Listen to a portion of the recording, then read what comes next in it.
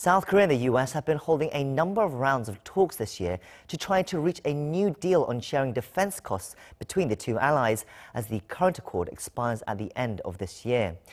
Park Ji-won has the details of their latest meeting in Seoul this week, where the two sides failed to reach a final agreement again.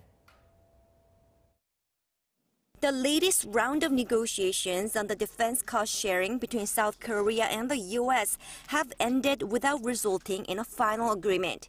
According to a foreign ministry official Friday morning, the two allies failed to agree on some of the key issues during the three-day talks held in Seoul until Thursday, including exactly how much South Korea will pay for defense cost sharing. The official said there is still a clear difference between the two sides' positions on Seoul's financial contribution towards the stationing of some 28,000 American troops on the Korean Peninsula.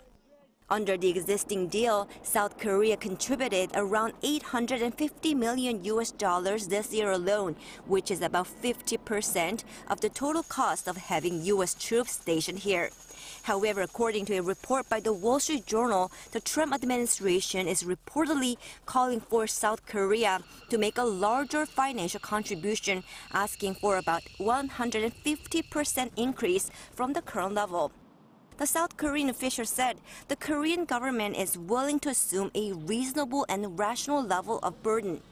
The official added that Seoul and Washington will continue close consultations through diplomatic channels, and additional rounds of talks might be held if necessary, probably as early as next month. Since March this year, the two sides held 10 rounds of negotiations led by Ambassador Chang Won-sam and his U.S. counterpart Timothy Batts to sign the new Special Measures Agreement, or SMA, bilateral agreement between the two allies on sharing defense costs.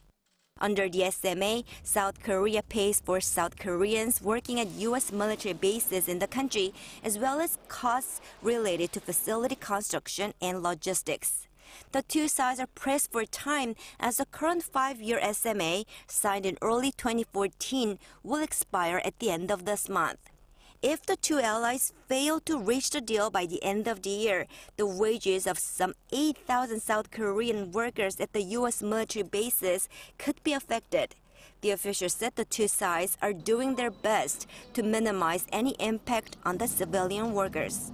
Park Ji-won, Arirang News.